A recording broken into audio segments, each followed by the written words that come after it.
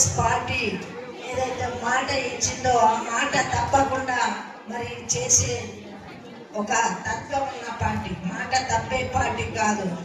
ముఖ్యమంత్రి రేవంత్ రెడ్డి గారు కానివ్వండి, సీతక్క గారు కానివ్వండి, మన మంత్రులందరూ కూడా మహిళను ఉత్తేజపరిస్తే ఒక మహిళ ఇంట్లో మరి ఆర్థికంగా ఎదిగితే ఆ ఇల్లు బాగుపడుతుంది, సమాజం బాగుపడుతుంది, దేశం బాగుపడుతుందని ఎలా అయితే మనము కవులు చెప్తున్నారో అది ఇప్పుడు మనం నిజంగా చూస్తున్నాం. కాంగ్రెస్ పార్టీలో చేసే ఏ పనైనా ముందుగా మహిళను పెడుతుంది.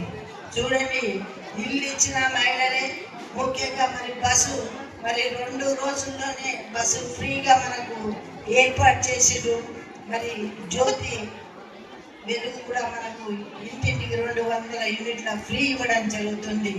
మహిళలకు మరి ప్రోత్సహిస్తున్న పార్టీ మన ఇంద్రమ్మ పార్టీ, కాంగ్రెస్ పార్టీ. మరి ఇప్పుడు మీకున్న ప్రతి ఒక్కరికి కూడా సౌలత్ ఇస్తూ ఈరోజు చీరలు అందరు కూడా వస్తున్నాయి. వేరే ప్రతిపక్షం వాళ్ళు ఏమంటున్నారు, కొందరికి ఇస్తారు కొందరికి, అదేమీ కాదు. మాట ఏ విధంగా ఇచ్చిందో ప్రతి ఒక్కరికి వైట్ కార్డు ఉన్న ప్రతి మహిళలకు కూడా మరి రేషన్ కార్డు ఉన్న వాళ్ళకి చీర ఇవ్వడం జరుగుతుంది. మరి చెప్పుకుంటూ పోతే చాలా ఉన్నాయి. మనమందరం ఇప్పుడు పార్టీ తర్వాత మహిళలుగా పుట్టడం అదృష్టం అనుకోవాలి. ఎందుకంటే ఆర్థికంగా, సామాజికంగా, రాజకీయంగా మనం ముందుకెళ్తున్నాం. ఇప్పుడు వచ్చే స్థానిక ఎలక్షన్ కూడా 50-50 ఉంటాం. 50 మంది మహిళలు, 50 మంది పురుషులు ఉంటున్నారు. మనకు మరి మంచి శక్తి, బలము, యుక్తి ఇస్తున్న పార్టీ కాంగ్రెస్ పార్టీ, మన ముఖ్యమంత్రి రేవంత్ రెడ్డి గారు.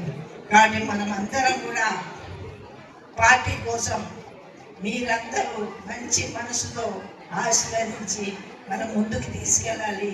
ముఖ్యంగా మహిళలు ఇండస్ట్రీలో కూడా రాణించవచ్చు. నేను ఇండస్ట్రీ చైర్మన్ కాబట్టి మరి మీరు కూడా 10 మంది 15 మంది కలిసి ఒక స్మాల్ ఇండస్ట్రీ కూడా పెట్టుకోవచ్చు. మీరు కూడా ఒక పెద్ద కోటీశ్వరాలు ఏ విధంగా అయితే పనిచేస్తూనే అవుతాం. మనకు గవర్నమెంట్ అవకాశం ఇస్తుంది కాబట్టి మీరందరూ కూడా కోటీశ్వర్ కావాలని కోరిక మరి సీఎం గారికి ఉంది. మరి వాళ్ళు చెప్పిన విధంగా మనం నడుచుకుంటే మీరందరూ మనమందరము తప్పకుండా కోటీశ్వరాలు అవుతామని తెలియజేసుకుంటూ మరి సెలవు తీసుకుంటున్నాను. జై హింద్.